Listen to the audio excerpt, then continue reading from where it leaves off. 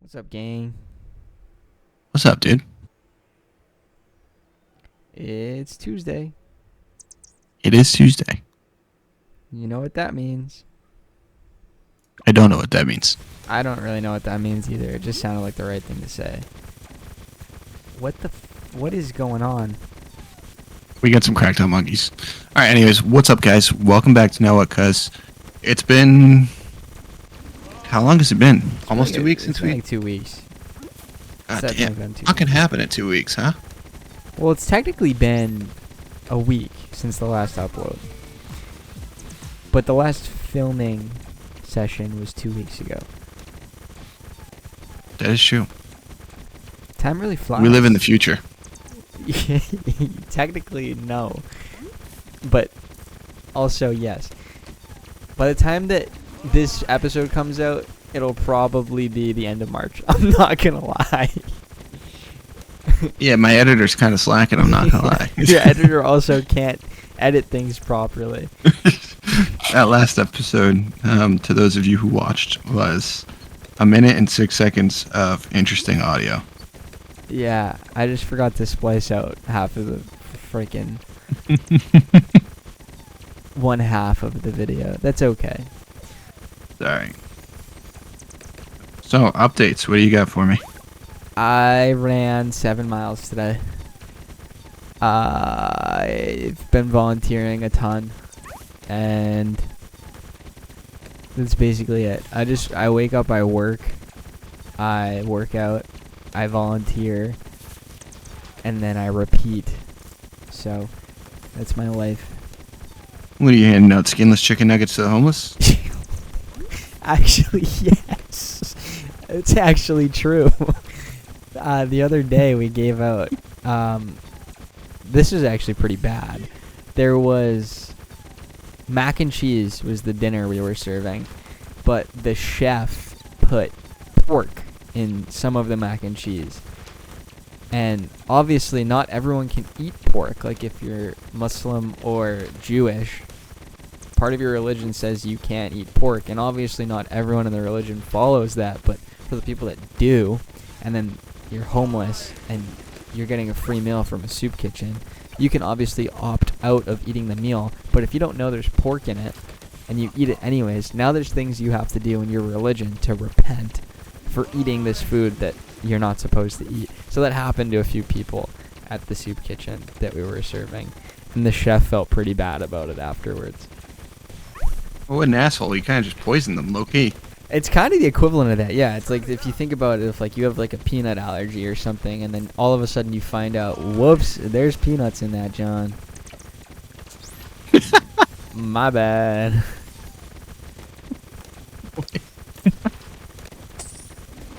Oh, Yeah. snap. Oops, So- there's peanuts in that. Oh, sorry. Didn't mean to poison you. Yeah. Dude, it's wild out there. The soup kitchen, like if you've never volunteered at a soup kitchen, do it for a day, and see all the things that go on there, especially in freaking Lynn. Like, there's so many people in the soup kitchen that just have like, they're like fent bent in the middle of like eating, just in the middle of the cafeteria, just eating their food. Like they're literally hunched over. You know what fent bent is, right? It's like when you have fentanyl, and it's like a hallmark sign you're on fentanyl. You're standing up, but you literally can't control your upper body, and you just like bend over like a table, like a foldable table. Like you literally Like the just crack lean. you literally just fold over. You can't, Right. like, because you're like half nodding out. So people are doing this in the soup kitchen, and you can just tell they're like cracked out. That is just... That. It's a whole different world out there. I've had multiple older men hit on me, and like, dude, I don't even know how to, like, it's just crazy. You won't understand what it's like unless you do it once, and then all you have to do is do it once, and then after that you're like, all right, I think I get this now. I probably won't do that again. Like, that's all it takes. It's one trial learning. That is interesting. Yeah.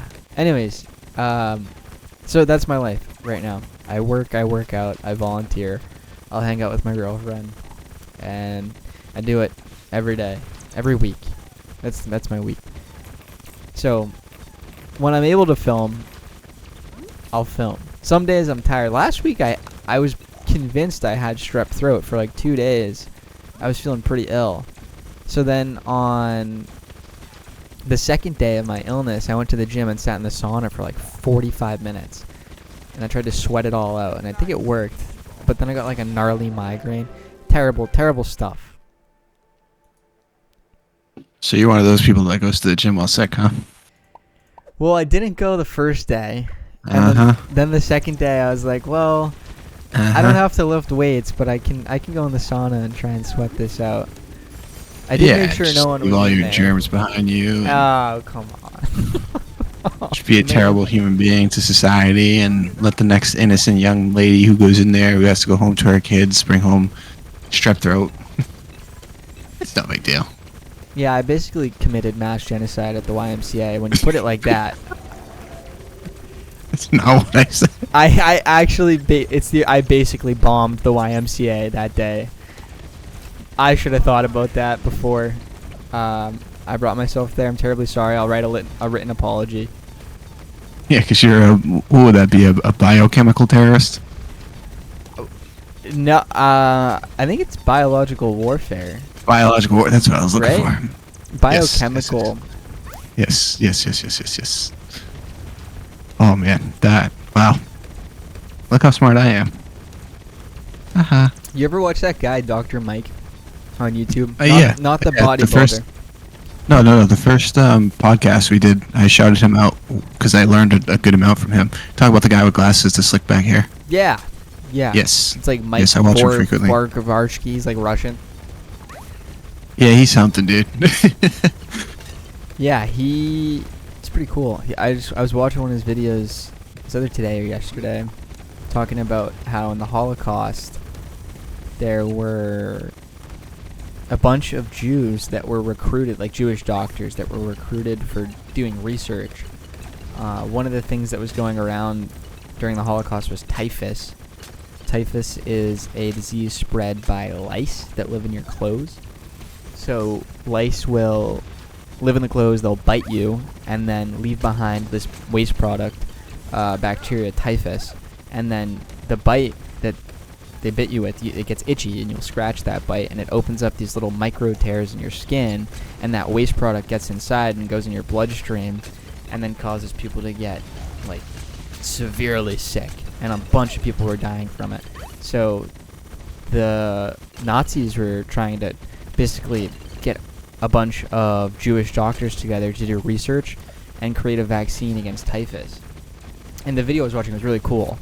But basically, end of the story is that they had this team of Jewish doctors that found a cure for it, vaccinated themselves, and then gave the Nazis a fake cure because obviously they didn't want to give them like something that will help the Nazi soldiers and like let them live and survive the war. So they gave them a fake cure, and they did this for like years. They did it for years on end before the war ended, and then like years later during the Nuremberg trials, it actually came out, and it was a cool story. So, anyways, that was the Dr. Mike. That was the Dr. Mike thing. It was just on my mind, you know. It's just all over the place, but I love it. Oh, snap. That was good. That was a good story. Yeah. So what's up with you? Anything new going on? Yeah, man, a lot of upcoming changes, dude. My daughter is going to have a sister, so that's pretty cool. Holy smokes. Yeah, dude. Oh, you didn't hear about that? When did that happen? Dude, I literally texted everyone in the group chat. I thought your mom would have told you. I did not hear about this. Yeah, I texted her like 3 weeks ago. Well, congratulations. Thank you, sir. Yeah, that was unexpected, but So like a month ago? yeah, I think. Well, I That's found out a awesome. while ago, and we were just sitting on it for a little bit before we told anyone, made sure we were in the clear, all that good stuff. Trying to see if I have like the group chat when I sent a message. Should. Oh yeah, it looks like it was a while ago. So if I had to guess, like yeah, about almost like just shy of a month ago, I guess. 2/16. So it would have been a month and 5 days. Happy birthday to you. Yeah, I know, right? But no, I found out like in December, and then we just announced it then to everyone, let everybody know. So this has been going for 3 months about.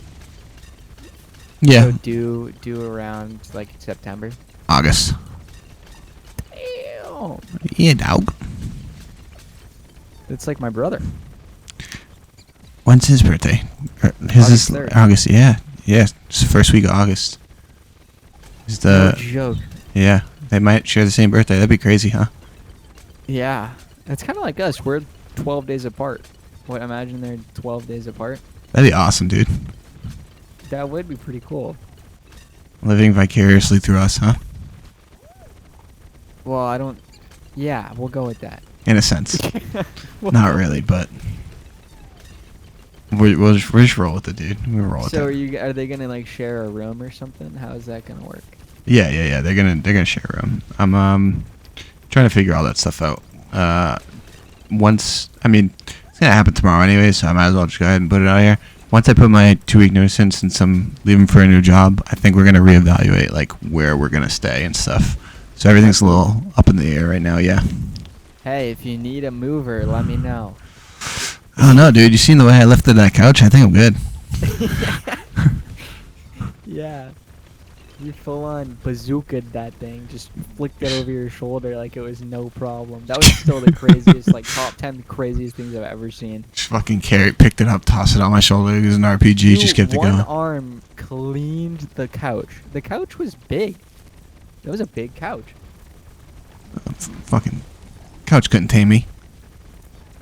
No, it couldn't. It really couldn't. Very impressive. Oh shit. Yeah, So that's are you fun. trying to stay around here, or you think you're gonna move like somewhere else, different state or something? That's a good question, dude. It's like I said, it's kind of up in the air. It really like this job is like 95% remote, like 1 day a week in the office that they don't even really enforce. So it's like we'll see how it goes. Like if it's one of those things where there really is no need to be there, then I wouldn't hate going back somewhere else and being in a low cost living area. But it's too early to tell just because I haven't started yet, and I don't start until the end of the month. Yeah. That's exciting. Yeah, it's a lot of good stuff, dude. You said it was like electric vehicles, right? That's the new place. Yeah, so it's they manufacture. Well, they don't manufacture, but they partner and integrate buses and turn them electric, and then they distribute them with whoever wants them, basically. And that's just kind of it being relatively vague because it's a startup place, and I mean it's pretty cool. It's pretty cool stuff. They assist you from like start to finish, and will offer post sales support after the fact too. So if anything goes wrong, any warranty issues, you need the part switched out. If one of the manufacturers for like a battery that you use just goes out of business or whatever, we'll find a solution for you after that. So a lot of cool stuff. I still don't know everything there is to know, but I like the overall mission for it. Just trying to make. And you start basically like where you left off at your job is in terms of like your position and the merit. So like you don't downgrade per se in terms of like equivalent status. Does that make sense?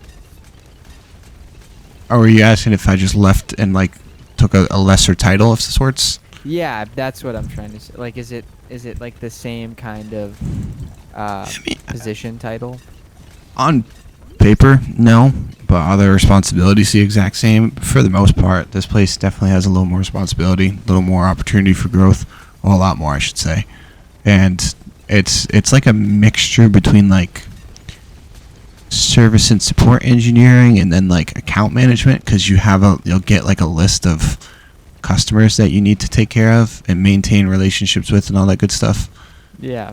So it's the role on paper doesn't make sense, but like when you actually look at everything and read everything, it's like, oh snap, it's like a combination of like 3 roles at once. That seems like a stressful thing to take on. I would especially with much rather prefer that. You than- like it more? I think I'm just burnt out from the place I'm at, dude. Yeah, I think it's good to get some change every once in a while too. That's what makes vacation so important. Yeah, that's another thing. It's like I don't take vacations very often just because this place. It's I don't want to badmouth them, but it's kind of unforgiving to take a vacation because you come back and you just get absolutely destroyed. Yeah, I feel like most places are like that. Yeah, so Unless it's you like work at like McDonald's. yeah, it's pretty brutal. So like I don't even really like to take days off. Even one day I'll come back and have like 40 case notifications and I'm like, Jesus Christ, what the hell happened? Wow, that's crazy. So, excuse me. Yeah, that's about it. I mean, same sort of shit going on day to day. Gym, work, sleep, repeat. But trying to get some of that Kingdom Come in. I love that game. The game's awesome. Try and carve some time out for that. Can you explain the whole thing again? It's basically like The game? Yeah. Oh boy. It's an open world RPG game. I think it's set in like the 1400s in Bohemia, from what I understand. It's the second coming of like the first game that came out, which is just Kingdom Come Deliverance 1. It's a continuation of it, but not enough to a point where it's like you need to play the first one to understand the second one. They do a pretty damn good job of like doing the flashbacks and making sure all the key pieces of information line up.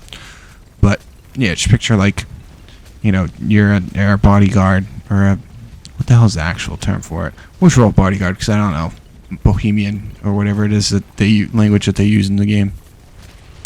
And you're like a bodyguard to a nobleman, lord, and you accompany him on his quest to try and establish allies and peace within the kingdom. And then it just takes a bunch of twists and turns, and then in the meantime it's just all open world. So like you can literally go talk to a stranger or a merchant and they'll be like, hey, I need help with this. First person.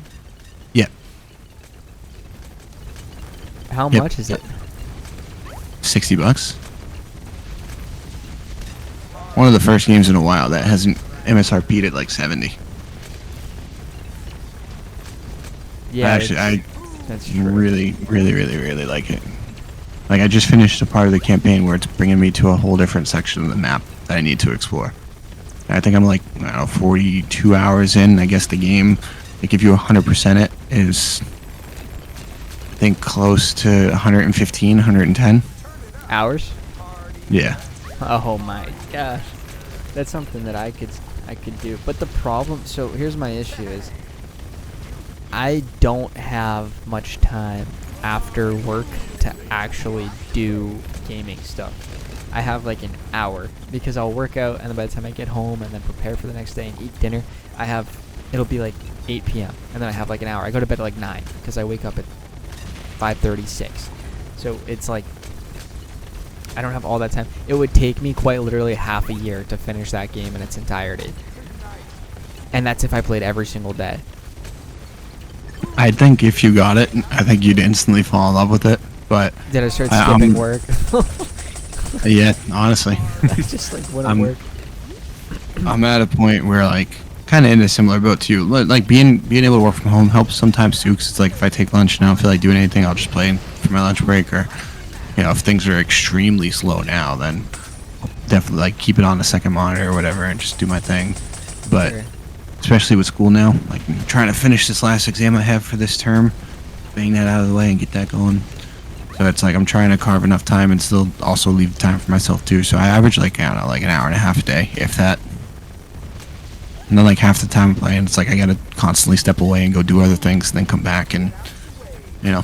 So I get it. I think the game came out like February 4th, so I've amassed, almost 38 hours since February 4th. So not a lot of playtime if you look at it from how long it's been out, because I know people who already have 100 and some hours in the game. Holy cow, dude. How do you get that much time? Work overnight shift and work remote. Yeah. When I'm at work, I play PokeMMO. Because I can get it on my laptop at work and it's able to run the game because it's not super graphically intensive or anything. And Yeah. like, obviously when you're at a doctor's office, you're busy, but you're not always busy. There's downtime in between patients. Like, I can get through 3 or 4 Pokemon battles, you know, in that amount of time. Stuff adds up. I got through the first 4 generations of Pokemon playing at work. Can you believe that? That seems crazy to me. Sounds like you could easily play Kingdom Come at work. Well, I can't because the computer can't run that. Nah, you just gotta get a Steam Deck. I should haul my PC to my job and then bring it into every room that I see patients with. That'd be actually hype. So that's not a bad idea, dude. I think you should do it now, please. I think it might cure their illness. Imagine that you see, oh my god, what's your, like, title or designation? I'm a medical scribe. Yeah, oh my god, my med scribe's just playing Kingdom Come in the room while he's doing my notes. What the hell? He's so dreamy playing his computer games. Yeah, you kind of resemble the main character, I'm not gonna lie.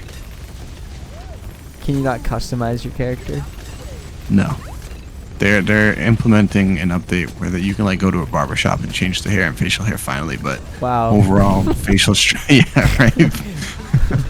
Facial structure and stuff like that, you have no say over. Great. Great game, though. I love it. All right, you know what time it is, dude. What time is it?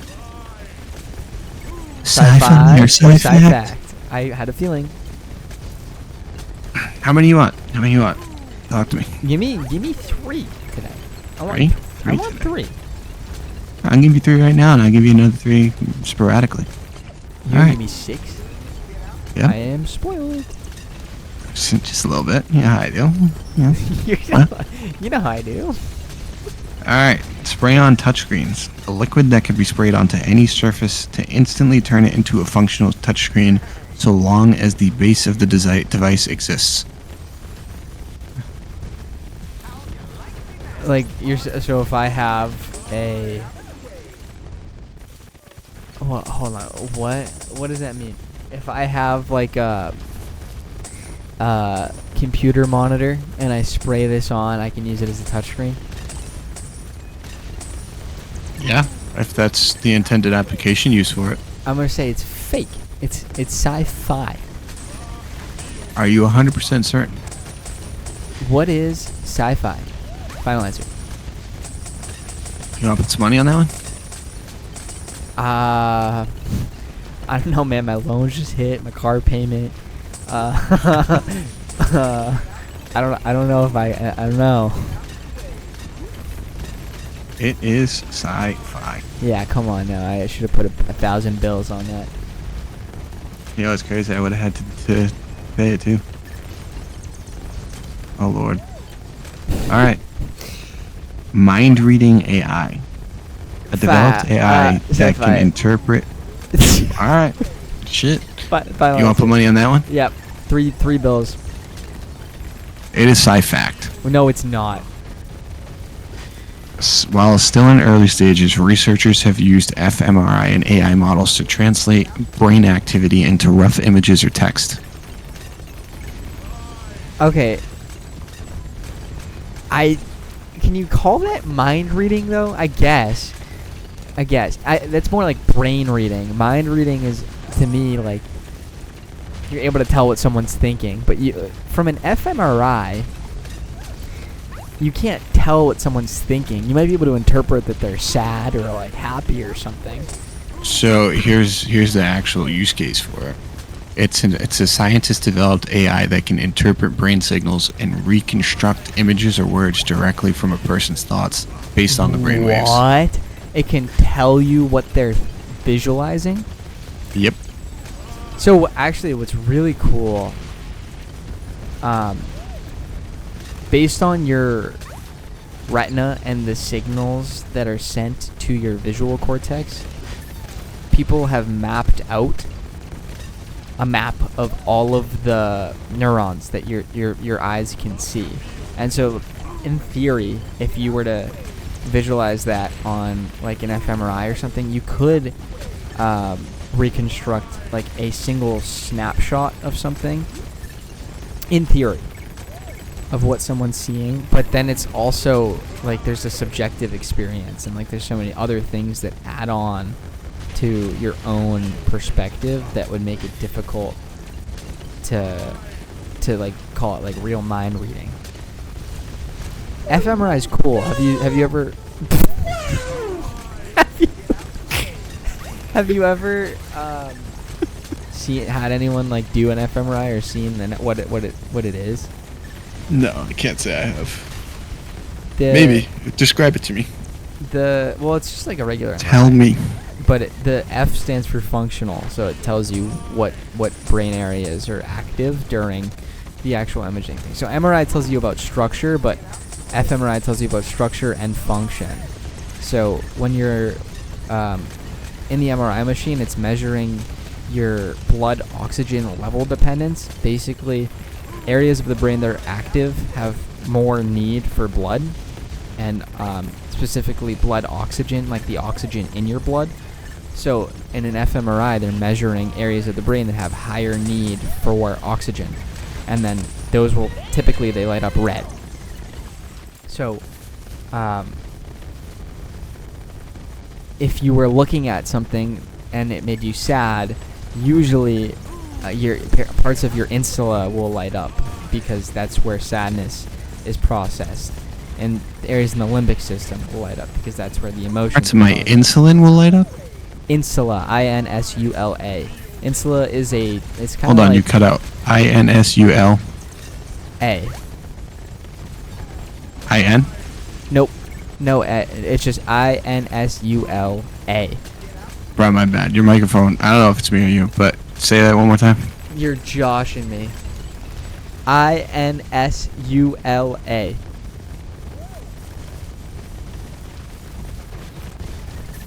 You there? Yeah. Did you get that? No, I got that. I was just busting your balls. I hate you.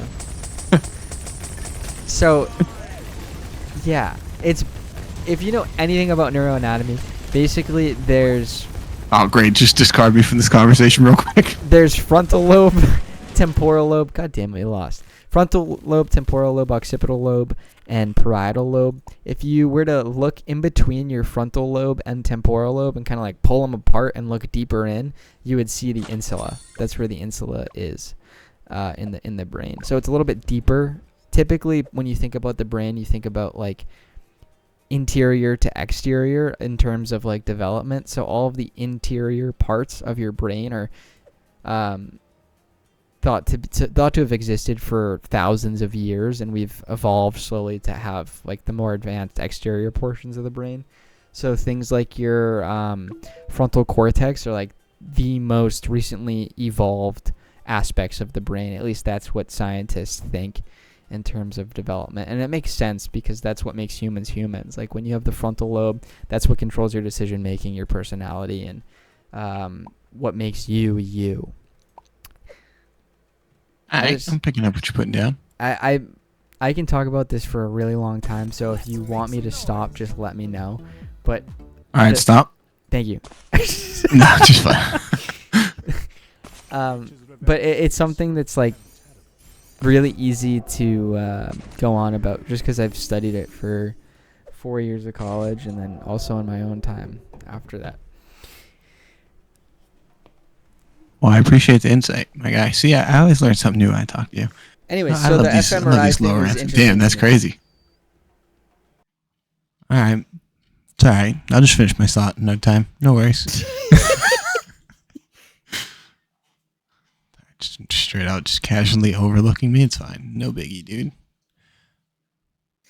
Well, I was saying the fMRI thing is interesting from that side fact because I thought it was fake. Bro, how did you pick that corner over there? Oh, dude, I snipe things. All right. Yeah, I guess so. So we did mind reading AI, and we did spray on touchscreens. I got one more coming my way. You do have one more coming your way.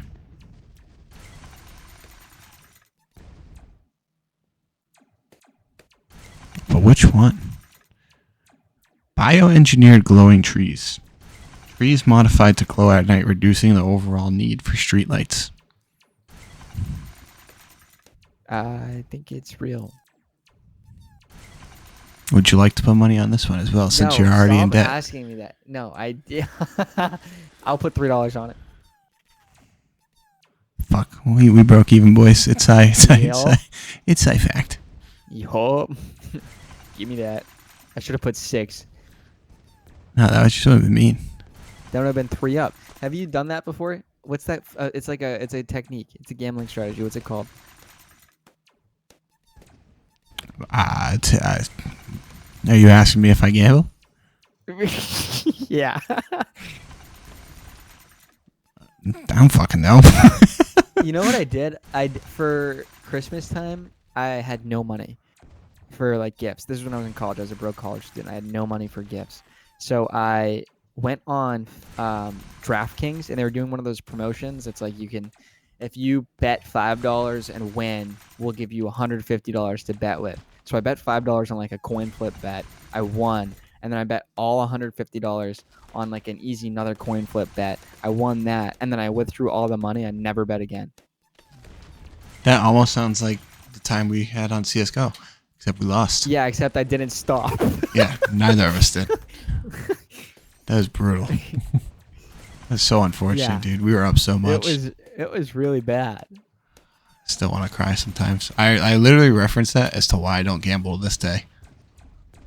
It's a good way to learn. I think if we were to learn at any time, that was the time to do it, because at least it was like not real. Obviously, it was real money, but it wasn't real, like tangible, like casino, like you're playing cards, you lose or anything like that, or like the slots, you just lose pixels.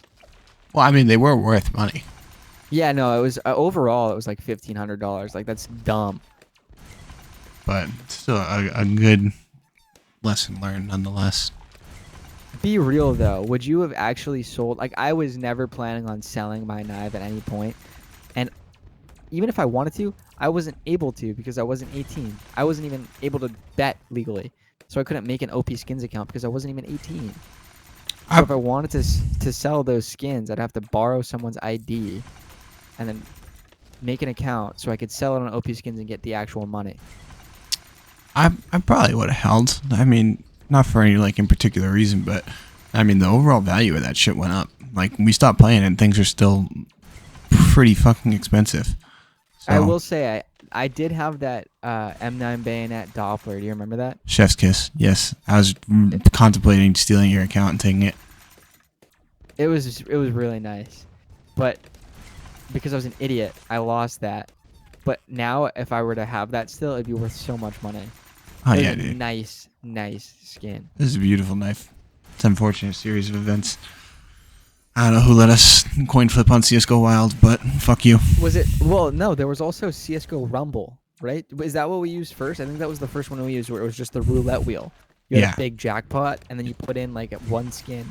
I had a 0.34% chance of winning, and then I won a $400 pot. Yeah, Remember that? I'll never forget that.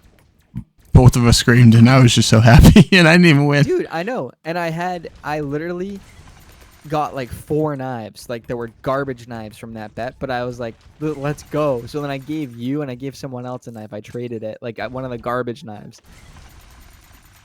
That's crazy. So I was just worth garbage to you back in the day? Well, it was only like $60. It was pretty bad. It Wow. was a bad knife. It was like one of the what was it called? It was a gut knife. Like was it a gut knife? It was, Yep. but it was like a terrible skin. It was like Battle scarred. DD Pat or Yep. something. Fucking battle scarred Forest DD Pat, bro. That's what I terrible. got. And no, it wasn't even. It was probably like well worn, because the battle scarred ones, I think if they're battle scarred enough, it almost looks like a vanilla one, like a vanilla gut knife, and those are actually worth more than the ones that have the skin on it because they're that ugly. It's so bad, dude. But you know what? It was still $60. That was the equivalent of me giving you like $60. Yeah, I guess when you put it like that, that's fair. That's fair. Dude, you give And me then a free city. we lost it all. Then we don't have any of those anymore. Nah, it was a sad time. Definitely. I don't even want to. I'm gonna cry a little bit. The worst part is that like we would get the Steam cards too, and like we would ask for them for like birthday, holiday, Easter, Christmas, all of it. We'd ask for the Steam cards. We'd get them. It would go straight into CS:GO. I think the only reason I ended up getting a knife was because I bought something at Best Buy, and then I returned it. Then they were like, "Oh, you have this money left over," and I was like, "Oh, sick." And then I bought Steam cards. Yeah, that's actually usually the way it goes. I'm not gonna lie. Steam cards come in clutch. I spent all of my money on. Whenever I had money that I could spend, like a Visa gift card or anything, it'd go into League of Legends or CS:GO. Oh my god, yeah, I remember the first account I had on League that had a decent amount of skins on them, and then ripped that account. You'll never but do that again. Nah, you know what's funny? I actually have like a ton of skins on my second account, or my now main account, and I haven't even put any money into the game. Well, did you hear they're getting rid of the free chest? What? Like when you know free chests from winning, like you win a competitive game, or what do they even call it? A ranked 5v5, you win one. They don't give you free chests anymore. They're getting rid of them. That's unfortunate. That's how people get all their free skins. And once word got out about that, so many people started to say they weren't going to play anymore. Well, I mean, I'm not gonna lie, dude. That game, I only play it when Earth is out. And when they removed like the Twitch Prime stuff, it killed it for me because it was the only thing that really kept me playing. Because it was just good to get like a free bundle of crap. Obviously, it makes a lot of sense. Like, why would you want to play a game where you can't earn the things that make your character look cool for free? Like, you have to pay for them. Obviously, it doesn't add any competitive advantage, but like I don't want to pay to play as Yasuo with Blood Moon Yasuo. Like, I want to be able to have the opportunity to get that for free. Not exactly, dude. That's why I don't know. Every day I contemplate switching to Linux, but there's legit like 2 games I play that use anti-cheat that Linux does not support. What Linux model would you go on to? The only one I know is Ubuntu. Ubuntu is just basically for like professional work environments and shit like that. I don't think it's optimized for gaming. I've seen Linux Mint was pretty decent. There's a whole thread about it on Reddit where they just go into detail about like which is good for gaming and whatnot. So I'd probably pick one of the ones off that distribution. What do you like about it more than Windows? Just the customizability? Customization, the fact that I don't have to worry about Microsoft's stupid fucking updates anymore and constantly reinstalling Edge and Cortana and all this other shit, even though I disabled every registry at it. Don't you have to manually update Linux, or is that something it doesn't do it automatically? I don't actually. Well, when I used Ubuntu in my workplace, it was a manual update. I don't know if that's the same for the others. Like, there's some Linux distributions that straight up almost mimic the ease of use of Windows to an extent, but I just don't like the fact that you have to have a Microsoft account to do X, Y, and Z on Windows. You need to keep it up to date. They're cutting support for it. And then just all the bloatware that it comes with. Can you do like a split boot machine? Like you can choose to boot into Windows and like have a partition for that, and then also have a partition for Linux? Yeah, that's called dual booting. Would you ever do that? I think if it came down to it, yeah. I mean, it really depends. Like, I just started to get back into CADing shit too, and I don't know if Fusion 360 is supported on Linux, which would suck if it isn't. So I have to do a little more research before I can make like an informed decision. But if Linux keeps growing the way it has been, especially since PewDiePie built a custom PC and posted it on YouTube, and then he used Linux, I feel like that's just gonna improve Linux's market share, ideally.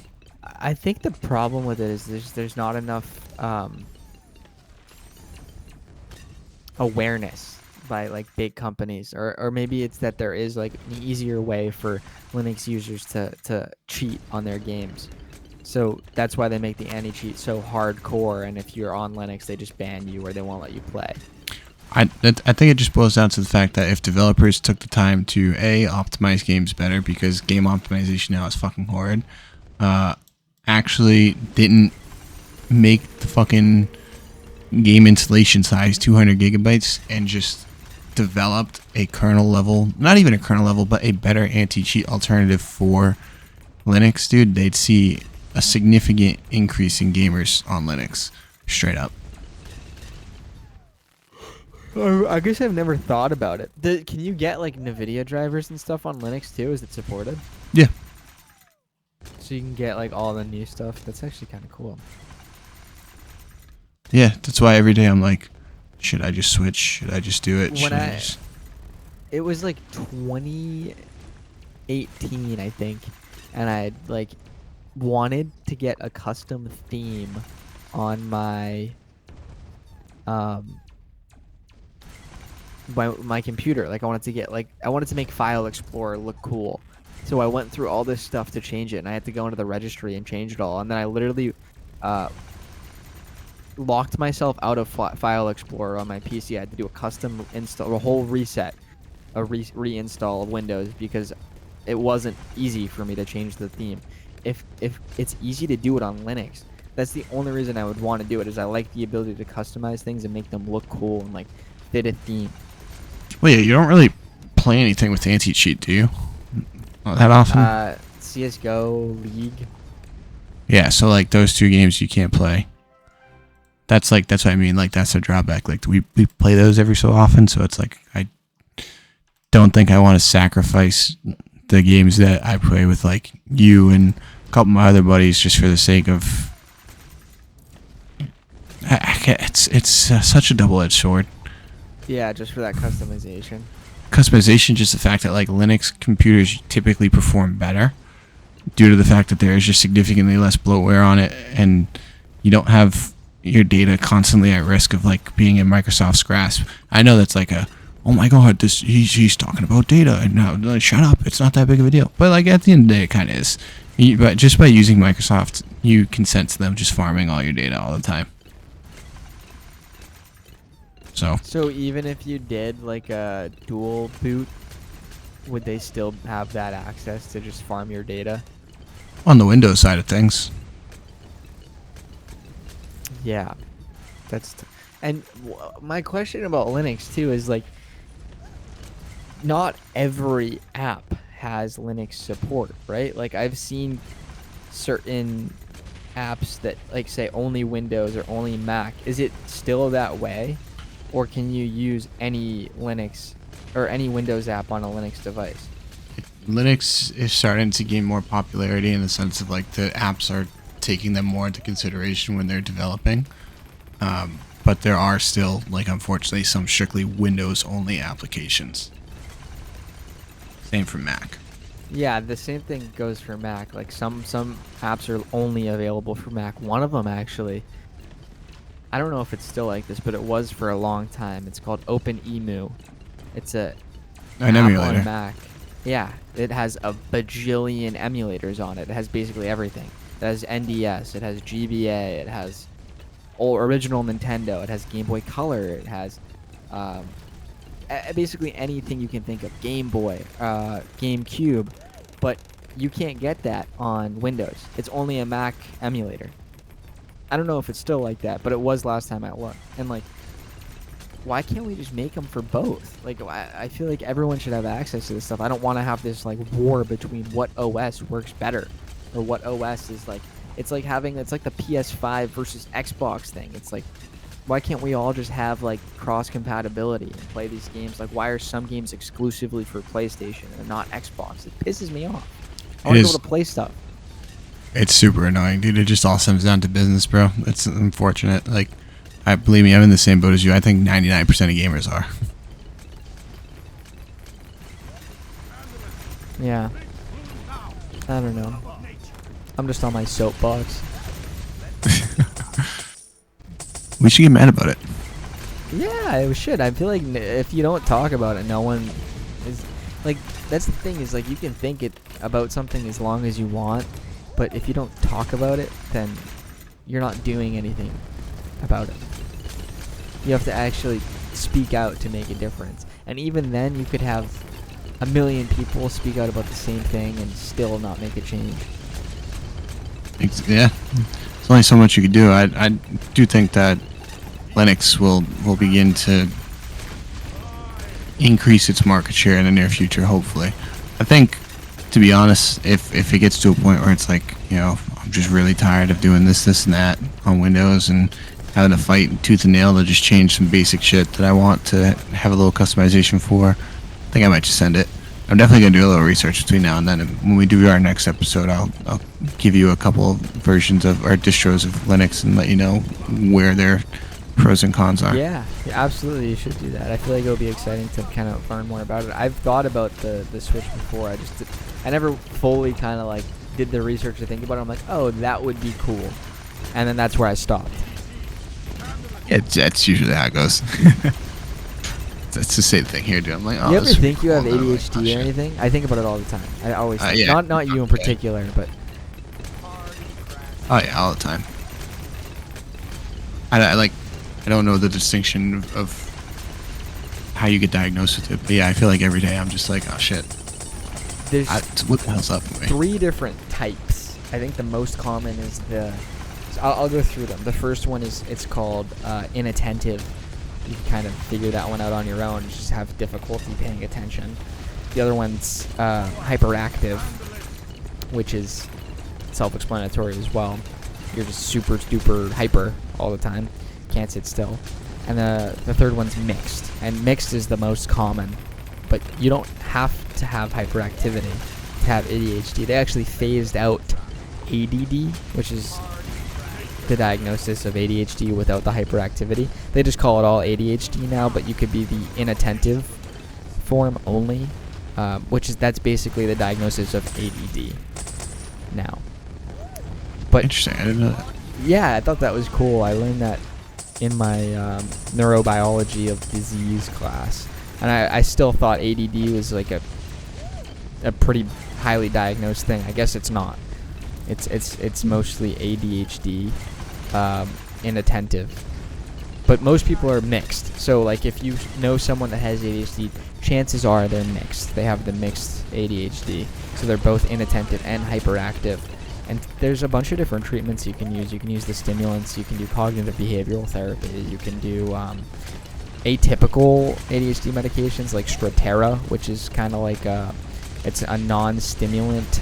I think it works on your SSRI, on serotonin and other neurotransmitters. But there's a billion different things you can do for it. And what they find is that the most effective treatment is usually a combination of cognitive behavioral therapy and medication management, which goes for basically every condition in the world. Yeah, like there's times where I definitely feel like I have it, but I don't like to self-diagnose myself. Well, it's tough because you keep going, and then I'll go on. But it's like there's times where I'm like locked the fuck in and I'm good to go, and then there's other times where it just takes me a while to get to that point, or I just genuinely don't have any interest in what I'm doing, and then I just go on to something else, and then I have to come back to it, and then I can lock the fuck in. But it just depends. So I was gonna say that a lot of people, I think, have like induced ADHD, which is like a temporary form like of ADHD where I'm making this up, by the way. I don't know if this is a real diagnosis. It very well might be. But you, like, from watching things like TikTok or YouTube, and you're constantly stimulating your brain and keeping your attention flipping between a billion different things so that you're just used to having a stimulus at all times. These people can't even sit still anymore after that. Like, they just have to have something to stimulate their brain. If there's a room of silence, they'll go crazy. They need something to look for to have that stimulation. And I think that that's just coming on from the TikTok and the YouTube, and having something like the news is always on in the background, or you're listening to the radio, and then the car radio, and then, oh my god, just so many sensory overload. But if you were to embrace the silence and like don't go on your phone, literally don't go on your phone for 2 to 3 days, you would reverse that and be able to focus more on one thing. It's, I think, temporary, short-term induced ADHD, and it happens to so many people. And then there's this confusion about like, well, do I have ADHD? Is that like my baseline? Or like, what's going on here? I don't know if you've had that experience, but I've definitely had the experience before where I've just had difficulty focusing. It takes me 45 minutes just to like get into a groove, and then it's really easy for me to lose that. Well, that's where I feel like I'm a little different. Like, it takes me a while to get into the groove, but once I'm in the groove, I'm locked in. Like, straight up. Like, school, for example. I think school's the biggest thing that gets me feeling like that. Like, I dread studying, and I don't want to. So I'll procrastinate as much as I can, and then when I start to do it, I just can't focus. And then I have to like force myself to sit there and absorb the knowledge that's in front of me. Yeah, that's the worst. Doing something when you don't want to do it takes so much willpower. That's why I fight myself every day. It's like, is this really worth it for me? Do I really need this? I've already gotten so far without a degree, but What are you studying? business management, information systems, so like That's- IT management. Yeah. I remember you saying that. One of my friends just became a cop, and the state is paying for him to go to college. I thought that was pretty cool. And the best part about that too is not only are they paying for him to go to college, they're giving him a $30,000 pay raise if he gets a degree. Wow, Isn't that wild? that's pretty sick. So they're not only paying him, like they're paying however much it is for a college tuition, but they're giving him $30,000 extra. That's unbelievable. That's pretty sick, dude. You should Wow. just become a cop. Yeah, I know, right? It's the move. I don't know. There's a good chance that my salary now is still higher than his and will be higher than his despite his degree. Yeah, it's crazy. 10 years down the line, if he stays in his position and does some overtime, he can make $300,000 salary. Which Wow. is exorbitant. It's like, how do you even... You're a cop, dude, and he's a cop in a town where nothing happens. So, do you know his financial information now? Right now, he's only making... I say only as if this is not much. He's making like 4 times more than me. He's making like $75,000. And this is his first year as a cop? Yeah. What the hell? That's like unheard of for a starter salary as a cop. Yeah, he's it's a good town, and he's gonna do as much overtime as he possibly can, and it's pretty good stuff. Interesting. Maybe I should become a cop. Yeah, right. I mean, it's still significant. Well, it's not significant. I would guess it depends on how you look at it, but it is less than what I make now. So, and in what 4 years from now when he gets his degree, yeah. I'm not trying to be like arrogant or cocky or anything, but I think by that point I would still probably be making more than him. Yeah, it depends how much vertical mobility you have in your job, and kind of like what the end position you can end up in is, excluding like CEO or something. But Yeah, I don't know if I want to be a C-suite level individual, but I think, I don't know, dude. Like, I'll get through this thought. I'll do another sci-fi or sci-fact Okay. session, and then we can call it. But yeah. I don't think that I ever need to be that individual that makes like $300K a year. Like, I feel like, I don't know, you can survive in a family and take home like 160K. I feel like that's like the most you should need as an individual. Maybe 180, depending on where you live and if you're in a high cost living area. Right. So I agree with you. I think especially it depends where you live. If you live in New York or in Boston, you might need that. That might be, if you want to have a family, you might actually need that amount of money to live. But if you're anywhere else in the world, excluding California or big cities like Chicago, then you can get by with much less than that. And it also depends, like, just because you make that much money doesn't mean that you're going to be well, even in those smaller towns.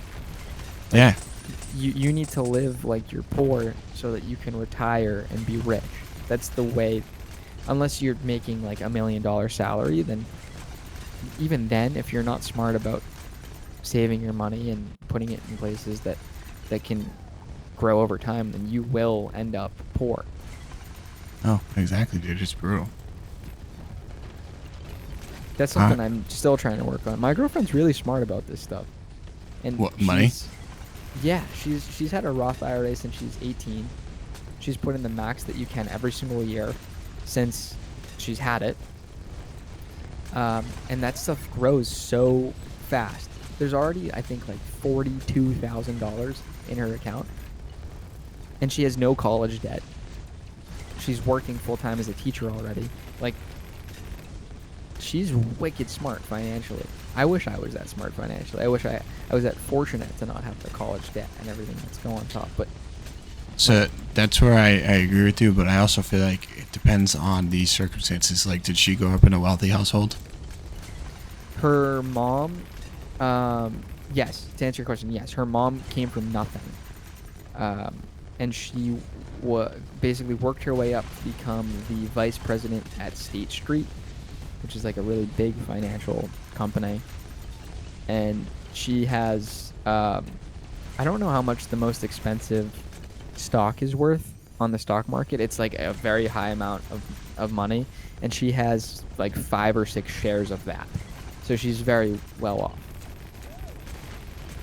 All right, so yeah, we got to put that into perspective a little bit. Not knocking her at all for her accomplishments in financial literacy, but I will say that she did have her college paid. She still put in $10,000 every year of college, so she paid $40,000 on her own. She could have gone to community college for that amount of money.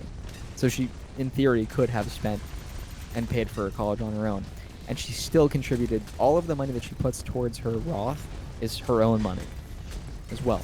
She's had a job since her junior year of high school, just working. She's just like really smart financially. And I don't know if it's genetic or if it's drilled into her by her mom or what, but like, even though she does have that financial support and she has like the support underneath her and like pushing her in the right direction, she still has to. She put in the work and she put it in the right place. Yeah, so what I was going to get at is that despite the fact that her parents are well enough off, or her mom is well enough off at least, she had the environment around her to at least educate her and make her aware that these are the options for her. Like, you and I mean, I've been working since I was like 14, and same with you, but nobody ever told me to put my money into a Roth IRA or anything of the sort. And now it's like, I make pretty good money for my age, but I'm also supporting a family, and we're both in school, so we're both going to have student loans, and I have to pay rent and all this other stuff. So it also depends on the circumstances as to whether or not you can actually put that money away and make your money grow for you over time. I think that's another thing that really kind of gets overlooked in this day and age, where it's like, oh, I make this amount of money every year, blah, blah, blah, blah, blah. But, you got to take into consideration that people are still going through like real life shit all the time. So it's hard to do that and build a foundation when you can't even get by without being paycheck to paycheck. And like, that makes a lot of sense.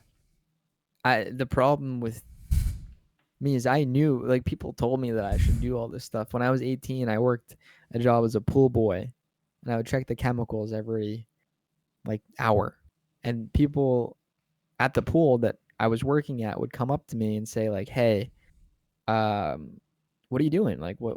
And I would tell them like, "Oh, I'm in college. I'm working the summers, or this is just something I do on the side." They're like, "You should really focus on your finances." There was one guy that worked at a financial firm, and he was giving me all this free advice, and he was telling me how to do, like, if I wanted to even start my own business, he was telling me how to make balance sheets and do so many different things. And I learned it all, and I still know it, and I haven't done anything with it. I haven't invested in a Roth. I haven't done any kind of like long-term retirement plan or anything like that. Yeah, so similar to you, I mean, nobody gave me this advice, but I started an investment account, and I have, I don't know, like $1,000 in there right now, just because it's what I've been able to put in so far. And then my 401k, I have at my company that's maxed out. They match 3% at the moment. And then savings, at the end of the year, I'll have 5 figures in savings. So all that stuff is good and well, and it just took a while to get there. You know what I mean? So it really depends, like what the goals are and what you're trying to do, but it's never too late. And especially with the profession that you're in right now and what your degree is and where your life's going to take you, dude, I wouldn't stress too much, because when you become a doctor, you won't have to have those worries anymore. Yeah, it still wouldn't hurt though to be smart about the way you manage your money. Oh, That's like 100%. the crux of what we're trying to say. And like I was saying, is just because you make a lot of money doesn't mean that you're wealthy. You can spend all of that money very quickly by accident, even just because you think you have like fuck you money or something. Yeah, no, I literally balance every single paycheck I get and divvy it up to bills, fun, investments or savings, and so on and so forth. So I Yeah, totally it's get it. really smart. Do you have any college student loans? Yeah, I got like 20K right now. Oh, so that's another thing you have to worry about too. It just all adds up. Yep. That's why I'm like, is it even worth it for me right now? The the first thing I'm gonna do as soon as I start making doctor money is aggressively pay off my loans and just try and get them all done and away with, because that's like nobody likes to have debt, and I'd like to have that done before I buy a house or anything too, because then that's just another thing you have to take on to your debt burden. No, exactly, dude. It's One fucked up. thing I'm really grateful for is my mom set me up with a credit card when I was 18, and I only use that credit card for getting gas. It's the only thing I use it for. And since I've been 18, so for the past 5 years, I've been doing that, and now my credit score is great. I have a great credit score just by getting gas and paying that off every month. Yeah, dude, that was another thing I wish somebody taught me when I was younger. Owning a home and all that good stuff fucked me a Yeah, little because bit, but you never know this stuff unless you have that guidance. Like, how are you supposed to just figure that out? yeah, dude. I mean, I had to figure out how to fucking buy a home myself, and luckily I got the condo. But still, pain in the ass. But let's wrap up these sci-fi or sci-facts, my guy. Yeah, give me this. Give me the last one, the last few. Self-healing metal, it's a special metal alloy that can repair itself when cracked or broken. Real. That is sci-fi. Psych, I'm kidding. That's sci-fact. Okay. Quantum teleportations of human. Don't think that one needs any more explanation. False. It's false. Yeah, come on now. That's like that's straight from freaking like Star Trek. It's just not real. All right, the last one is a pain erasing pill. It is a pill that can selectively erase the memory of pain or trauma without affecting other memories under supervision of a licensed doctor.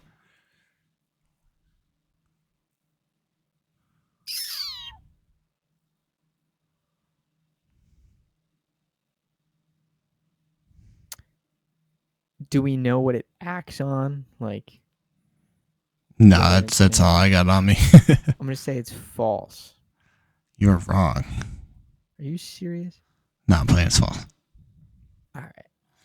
I was gonna say, like, in theory, you could give a super physiological dose of like some kind of benzodiazepine and Like propranolol? somehow, like what? Like propranolol? Propranolol? Propranolol, yeah. That's a beta blocker, which is a little different. That works on your um, epinephrine and your norepinephrine system, and beta meaning beta receptor, so it blocks that receptor and controls like hypertension, high blood pressure. Oh, I thought But that could like almost. I thought that was used to like dampen emotional responses to trauma. what are you thinking of? I'm not sure. There are some drugs that will do that. Like you could give, in theory, if you were to have a super traumatic event, and you don't want to have that memory form, you could give a super high dose of ketamine, and ketamine will stop the memory from forming because it causes you to dissociate. It puts you in a dissociative state, and then you prevent the formation of that memory. So say like you just like got in a really bad car crash and you witnessed your spouse die, and like that image is ingrained in your head, and you're going to have PTSD from this. If you're quick enough and you get to the hospital and they give you a high dose of ketamine, you won't have that memory, and you just won't have that stuck in your head, and in theory you could stop the PTSD from happening. I don't think that ever happens in the clinical setting though, like where you have someone get ketamine to stop the memory formation, but in theory it would work. it would stop the memory from forming and dampen the emotional response.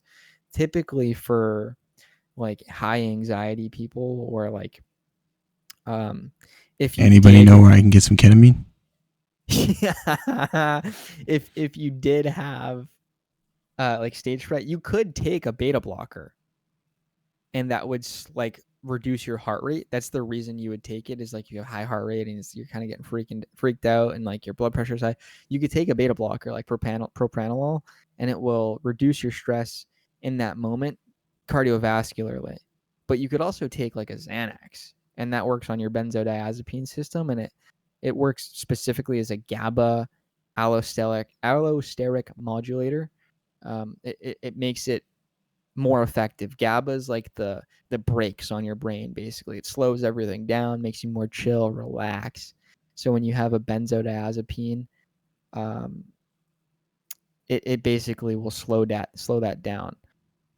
Or you could just stop being a bitch and get up on that stage. Well, the thing with benzos is they actually cause like a rebound effect. So if you take them too often, then you'll just end up more anxious afterwards. Dude, fuck medicine, bro. Drug interactions, like when you just like don't mess with your brain at all, and like everything should work unless you actually have a baseline deficiency or like abnormality with your brain neurotransmitters, then you should take something. But if you don't, then you won't have any of these like rebound effects. Like alcohol addiction, if you have too much alcohol, you're addicted to alcohol. When you're going through withdrawal and you stop taking as much alcohol, there's something called delirium tremens, and this is just like when you can start to get a tremor. You can literally die because the withdrawal is so severe. They'll give you benzodiazepines like lorazepam in your withdrawal so that you don't go into this withdrawal state, because alcohol works a lot similarly to lorazepam, where they're both positive allosteric modulators of GABA. So you have to do like the same drug in a different way to stop the withdrawal of that drug. It's ridiculous, but this is why drug addiction is so prevalent. So many people have these problems. God damn. That's just brutal. Fuck drugs. Yeah. Anyways, I think that's a good place to leave it. I like that sentiment. Fuck drugs. We're done today. I think it was a good conversation. Hell yeah. We'll catch you guys next time. Yeah, what up, cuz?